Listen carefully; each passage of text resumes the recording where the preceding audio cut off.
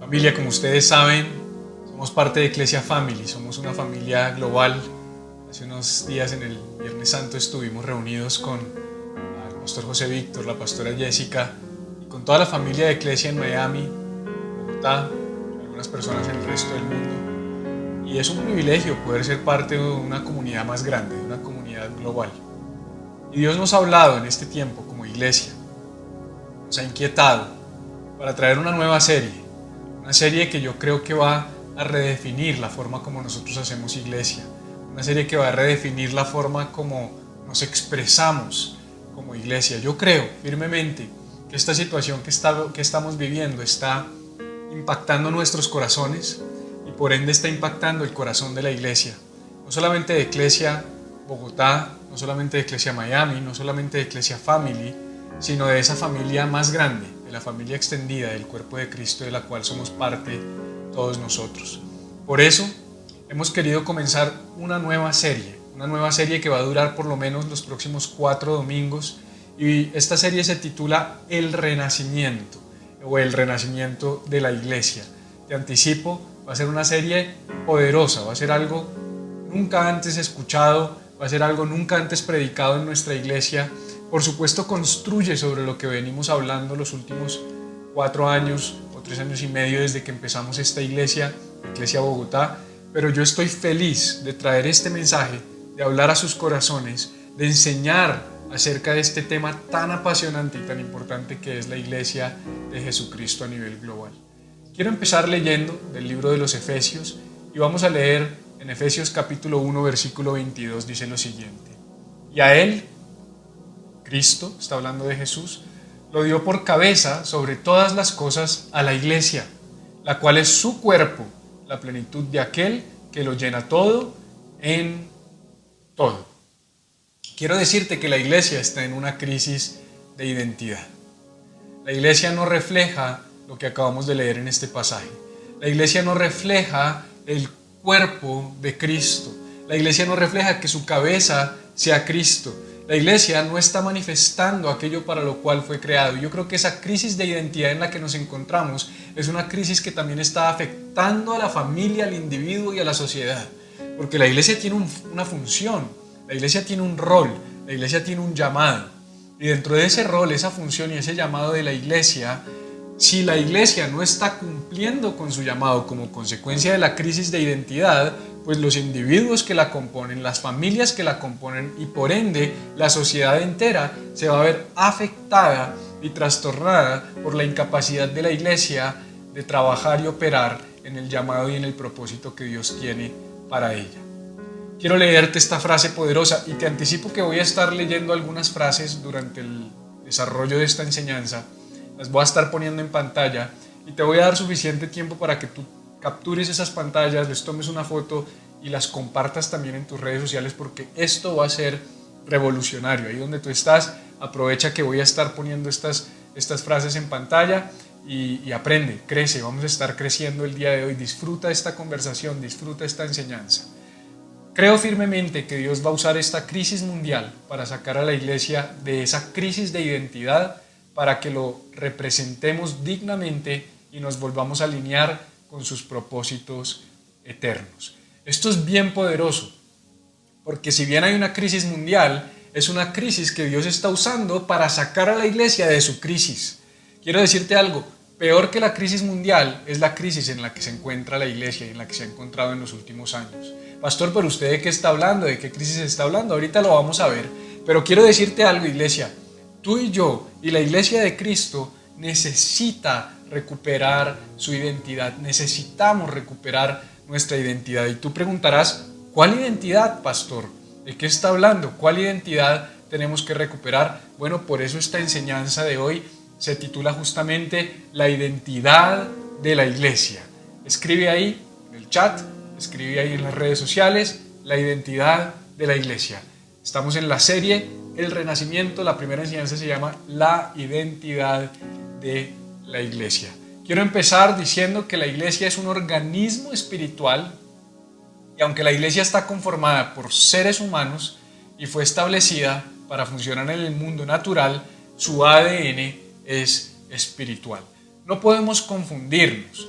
No podemos confundir el hecho de que a la iglesia la componemos seres humanos de carne y hueso y creer que porque la componemos seres humanos de carne y hueso y está institucionalizada y está reglamentada y tiene una forma de operar, no podemos confundir eso con que la iglesia sea un organismo natural. La iglesia de Cristo no es un organismo natural.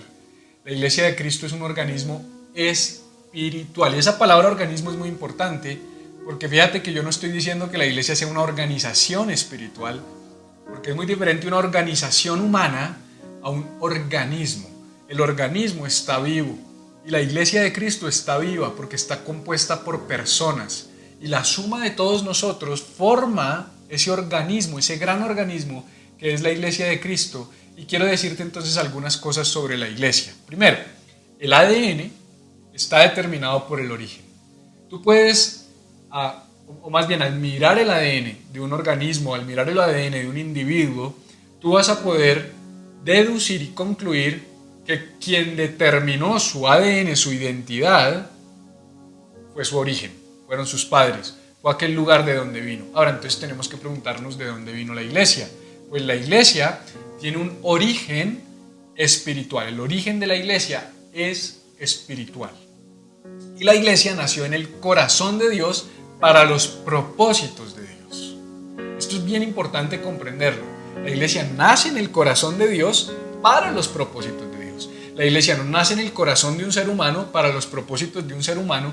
La iglesia nace en el corazón de Dios para los propósitos de Dios. La verdadera iglesia, la iglesia de Jesucristo. Hace varios años, y esto se lo he contado a algunos de ustedes o lo he contado en otras predicaciones, yo tuve un tiempo en el que estuve peleado con mi fe, estuve peleado con la iglesia, estuve peleado con los cristianos, estuve peleado con los pastores. Yo quería tener mi relación con Dios a mi manera, consecuencia de abusos, de maltratos, de malas experiencias, de equivocaciones mías también, de muchas situaciones que se presentaron. Yo me dejé dañar mi corazón y me aislé, me separé por completo de la iglesia. Y en ese tiempo había personas que me llamaban, no muchas, pero hubo por lo menos 2 o 3 que me puedo acordar en este momento, y me decían: pastor, montemos una iglesia. Yo le pago el local, yo le compro el sonido, yo le pago las sillas, pastor. Yo pongo todo, usted predique y vamos por mitades. Esa mentalidad, en parte, tiene a la iglesia como la tiene, porque esa idea de montemos una iglesia, vamos por mitades, es una organización de origen humano.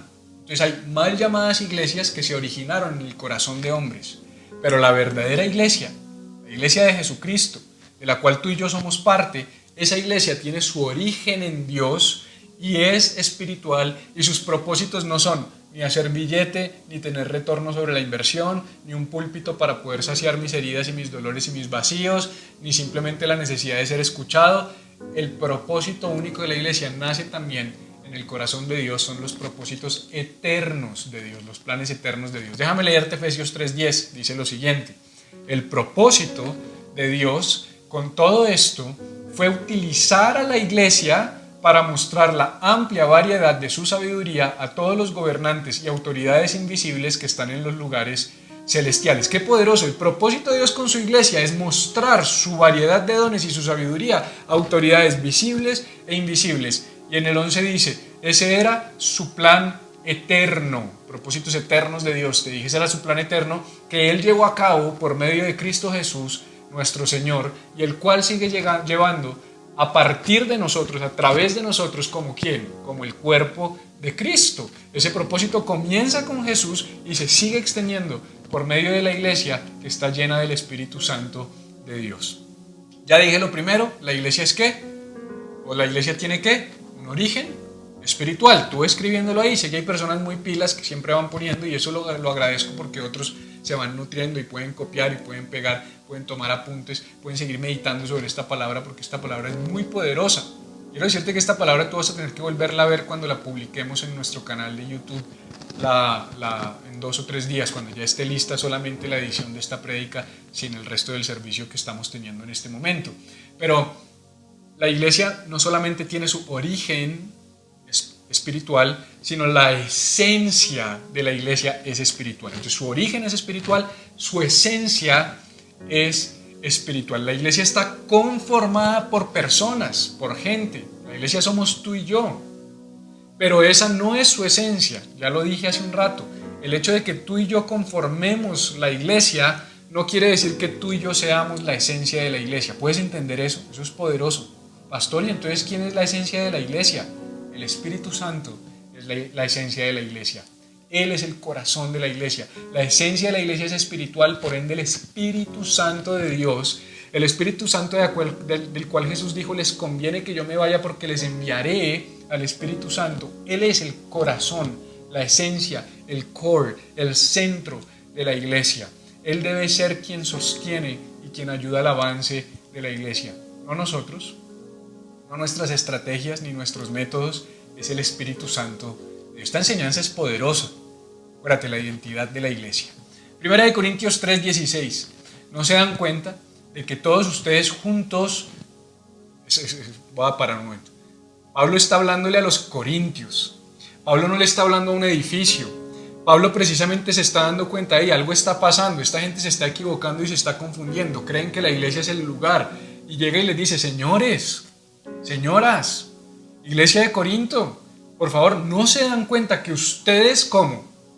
Juntos, escribe ahí juntos, ustedes juntos son el templo de Dios y que el Espíritu de Dios vive en ustedes? ¿No se dan cuenta que ustedes junticos, ustedes personas juntas, no ladrillos juntos, sino personas juntas, son el templo de Dios y el Espíritu de Dios vive en ustedes? ¿Quién es la esencia de la iglesia? ¿Los ladrillos? ¿El sonido? ¿El color? ¿Las sillas? ¿Esta transmisión? ¿O la esencia de la iglesia somos nosotros juntos llenos de quién? Del Espíritu Santo que vive en nosotros? Y lo vimos hace 8 días cuando hablamos de la resurrección. Y hablamos de que el hecho de que Jesús resucitó quiere decir que ahora Él vive en mí. ¿Cómo? Por medio de su Espíritu Santo. Lo que hace, escucha esto, lo que hace a la iglesia, es el Espíritu Santo.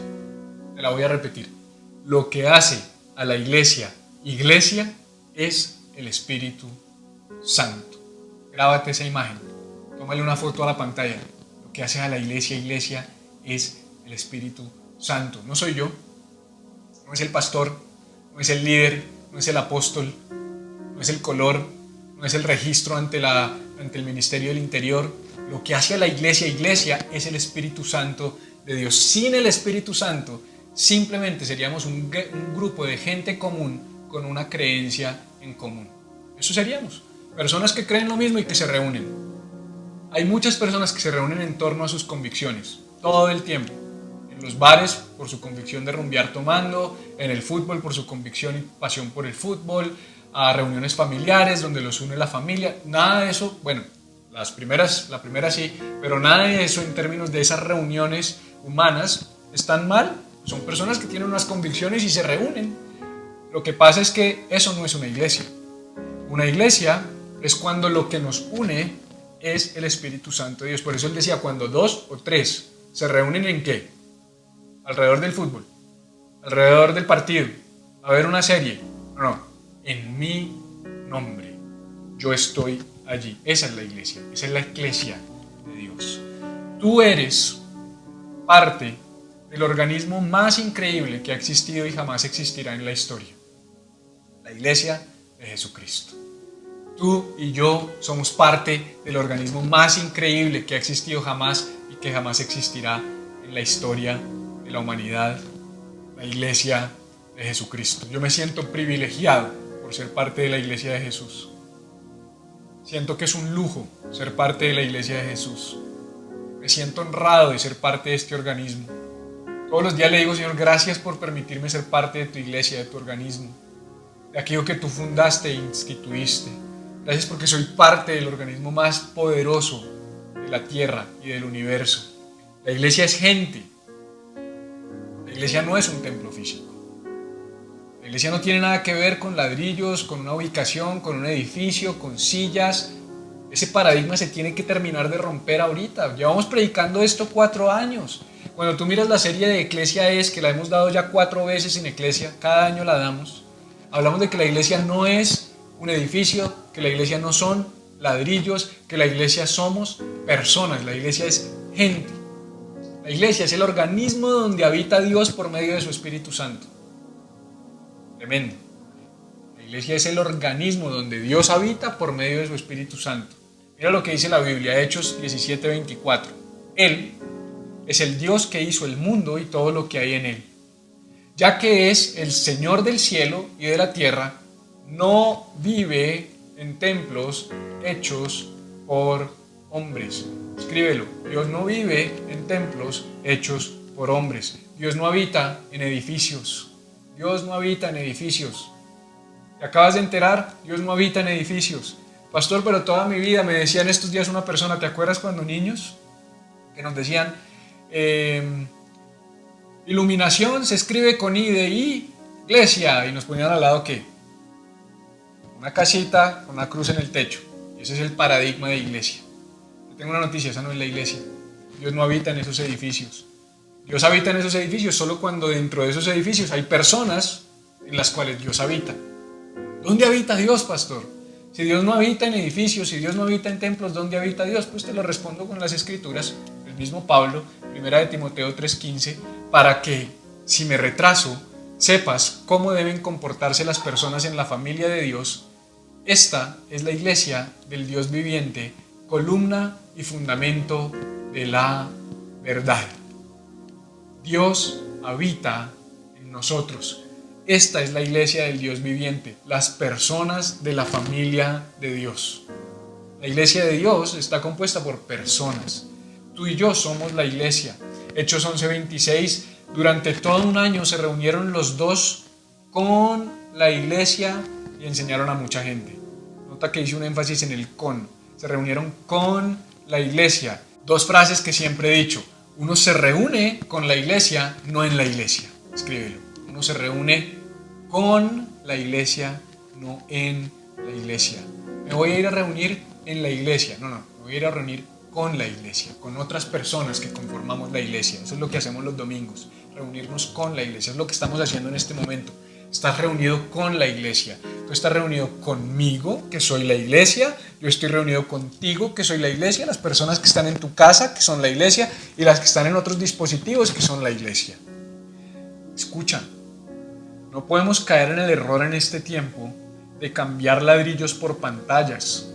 Ojo, es que la forma de hacer iglesia cambió, están diciendo algunos ahorita, refiriéndose que ahora se hace digital. Si ese es el cambio que va a tener la iglesia, apague y vámonos.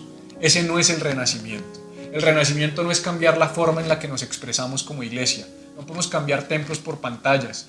Tenemos que entender que el cambio de fondo viene de un entendimiento real de que la iglesia es un organismo espiritual, que tiene un origen espiritual, que su esencia es espiritual, que no son ladrillos y que está compuesta por personas, por familias. Y número 2, uno es la iglesia, no va a la iglesia. Yo te voy a pedir que a partir de hoy tú cambies tu forma de hablar.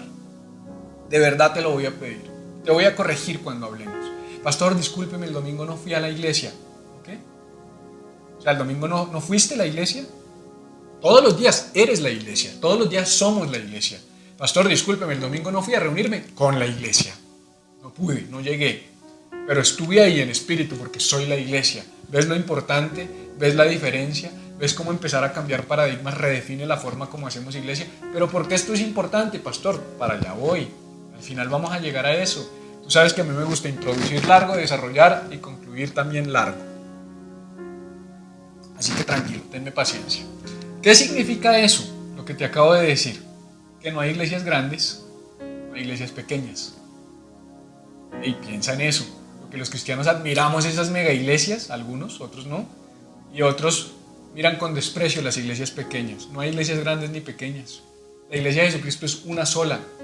Y sucede todos los domingos en diferentes lugares alrededor del mundo. Pero no hay iglesias grandes o pequeñas.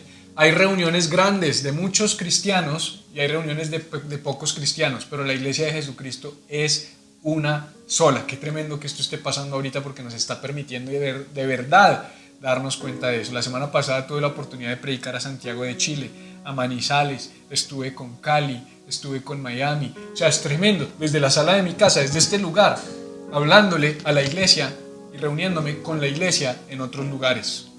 La iglesia de Cristo es una sola y está repartida en diferentes edificios en el mundo. Eso sí es cierto. Repartida en diferentes edificios. Esas no son las iglesias. Esos son los lugares de reunión de esas iglesias, de esas comunidades, de ese grupo de personas que tienen al Espíritu Santo. La iglesia no es una reunión semanal. No es una reunión semanal. La iglesia es algo que está sucediendo constantemente donde quiera que estén los creyentes. Esto es poderoso. La iglesia no es una reunión semanal.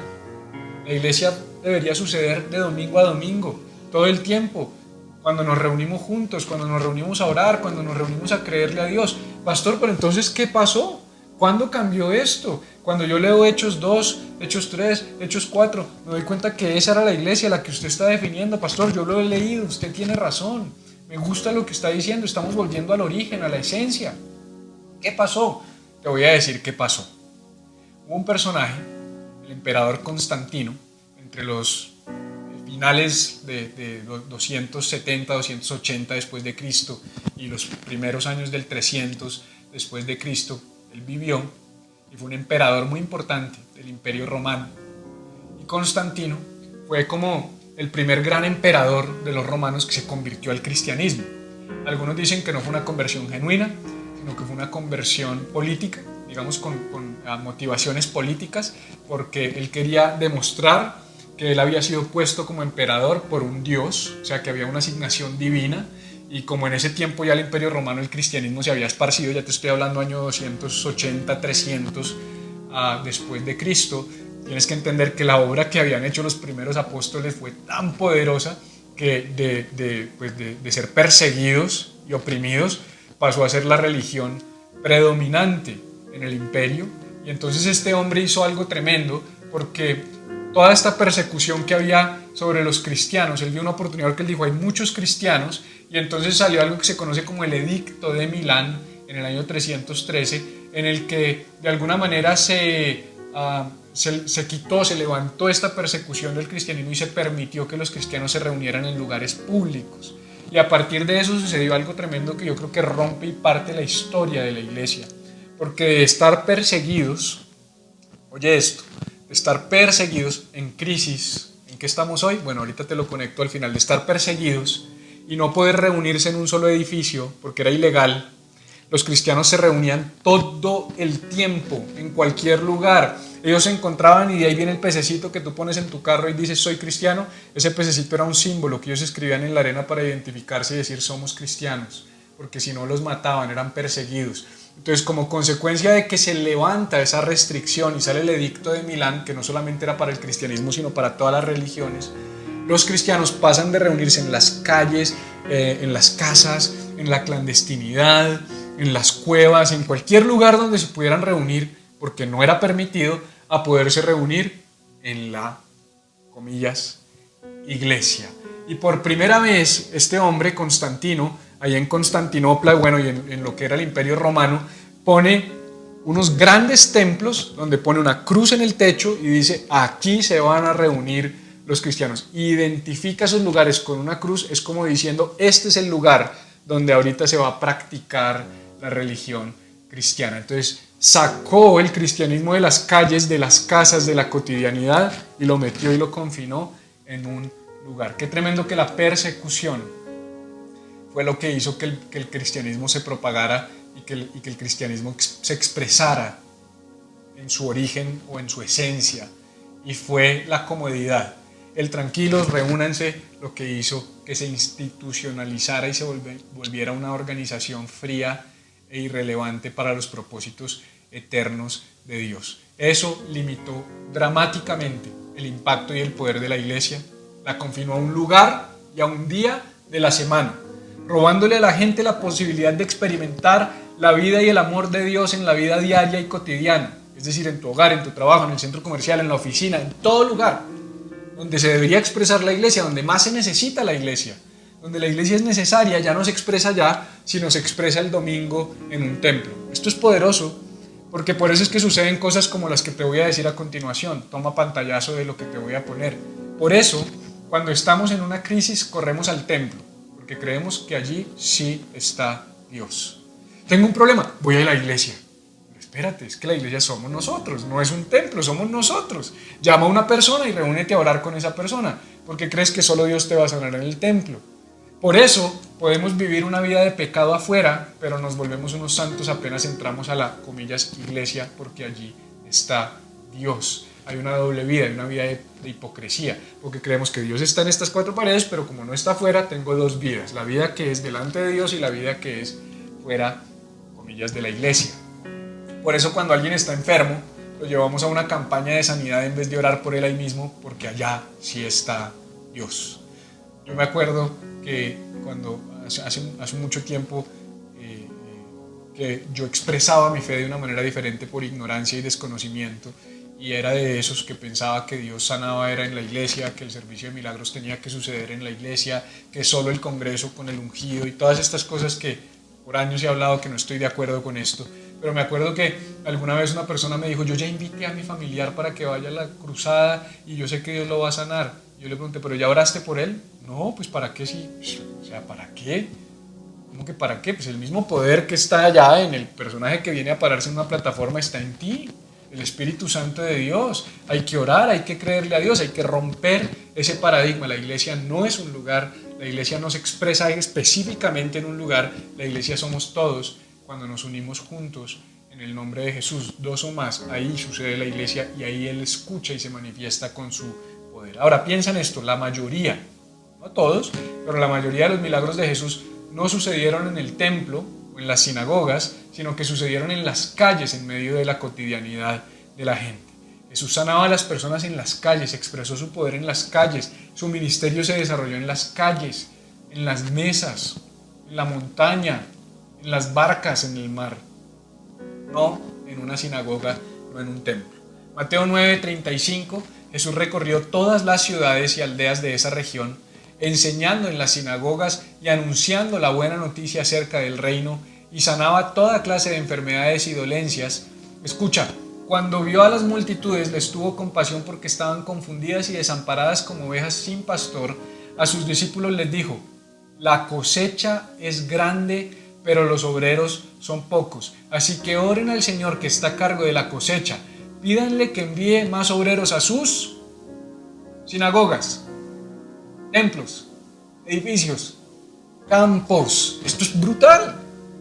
Es que yo ni lo había visto. He predicado de este pasaje para referirme a la misericordia de Dios, a que la gente está desamparada y dispersa, pero es tremendo que dice, pídanle a Dios que envíe obreros a sus campos, al mundo, a todo lugar, no a la iglesia. El llamado no puede seguir después de esto siendo un llamado a las cuatro paredes de la iglesia. El llamado es al mundo.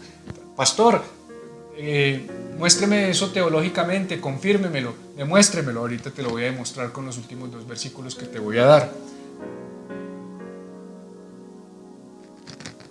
Perdón, pero antes de eso, te voy a decir una frase poderosa, un par de frases poderosas. No podemos seguir limitando la obra de Dios a un lugar y día específico.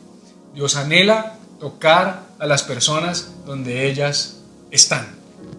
No podemos seguir limitando a Dios para que suceda un día de la semana en una horita. Dios se va a mover en todo lugar, como lo está haciendo ahorita. Transmisión los lunes, transmisión los martes, oración los miércoles, grupo el jueves, personas reuniéndose, orando, altares de oración en las casas. Dios se está moviendo en todo lugar y en todo tiempo y a través de toda persona como fue planeado e intencionado desde el principio. Por eso, el eslogan de toda esta temporada, si tú lo has visto en nuestras redes sociales y seguirá haciendo, y te quiero pedir que me ayudes. Tómate una foto con esta pantalla, tómate una foto conmigo. Yo me quedo así un momentico quieto para que tú te tomes una foto conmigo. Ahorita lo hago al final. Y tú pones, la iglesia es donde tú estés. Ese es nuestro eslogan, la iglesia es donde tú estés. Ahora, ya para cerrar, es tremendo porque Jesús había dado una instrucción. Jesús, antes de dejar esta tierra, esto lo he predicado muchas veces, acuérdate que Jesús vino, caminó entre nosotros, vivió con nosotros más de 30 años, 3 años y medio de ministerio, caminó con sus discípulos, murió a la cruz, murió, lo enterraron, resucitó, caminó con nosotros 40 días Y al día 40, después de haber resucitado, en el monte de Galilea dio una instrucción clarita, las últimas palabras de Jesús, una instrucción clara, precisa, que marca el mapa de ruta de la iglesia, que marca cómo nos deberíamos comportar como iglesia. Y Jesús da esa instrucción clara en ese momento, antes de ascender al cielo, de manera definitiva, antes de enviar a su Espíritu Santo. Y le dice lo siguiente a la iglesia.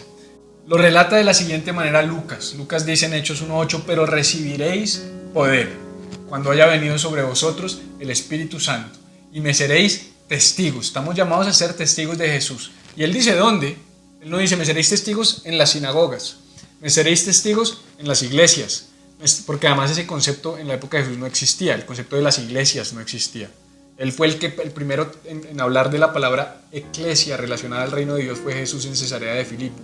Cuando dijo sobre esta roca yo edificaré mi eclesia, él no estaba hablando de un edificio, estaba hablando de personas, de una familia, de una comunidad, de una congregación de personas, de un grupo de personas. Pero Jesús dice, me seréis testigos, no en una sinagoga, que sería el equivalente a la iglesia de esos tiempos, sino que dice, en Jerusalén, donde ellos estaban, en Judea, era la provincia de Judea, era un poquito más grande, en Samaria, que era la siguiente provincia, que era donde a ellos no les gustaba ir, porque siempre hay lugares donde no vamos a querer ir, porque no nos gusta la gente que está en esos lugares, y hasta lo último de la tierra, uy, ese sí me gusta, pastor.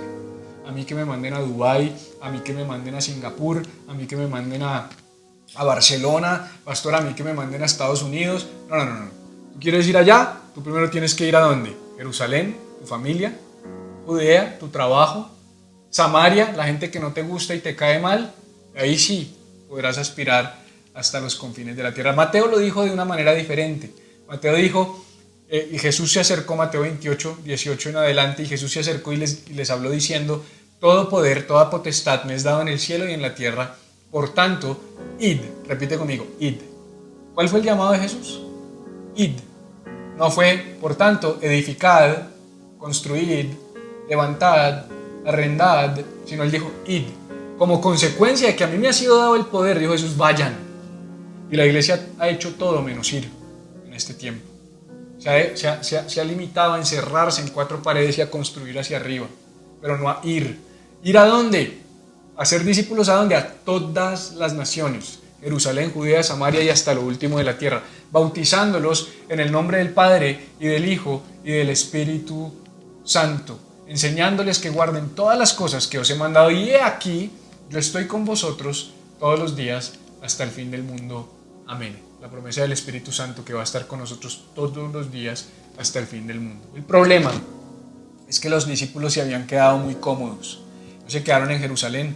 Ellos no siguieron la instrucción. Jesús fue claro, en Jerusalén, Judea, Samaria y hasta lo último de la tierra. Vayan y hagan discípulos a todas las naciones. ¿Qué hicieron los tipos? Se encerraron. Se quedaron cómodos en Jerusalén. Pero ¿sabes qué los hizo salir de Jerusalén? La persecución. La crisis. ¿Qué está pasando hoy? Crisis. La crisis está incomodando a la iglesia y la hizo salir de sus templos, salir de sus reuniones dominicales, salir de sus auditorios bonitos y organizados, salir de sus luces y de su comodidad, salir de su cueva. La iglesia está metida en una cueva, sí, unas más grandes que otras, pero está metida en una cueva, y esta persecución está haciendo que la iglesia salga y sea luz donde tiene que ser luz. No el domingo en una esquina, sino todos los días, a toda hora estamos teniendo que ser luz. Pastores, apóstoles, profetas, evangelistas, los ves tú siendo luz en todo lugar donde nunca habían ido. Lo peor que puede pasar, familia, lo peor que puede pasar es que volvamos a la normalidad. Quítate eso de la mente. Ay, pastor, ¿cuándo volverá toda la normalidad? Ojalá nunca volvamos a la normalidad. ¿Qué de la Biblia y qué de la historia de la iglesia es normal? Nada. Somos parte del organismo más importante de la historia de la humanidad. Eso es un privilegio, pero eso implica un desafío.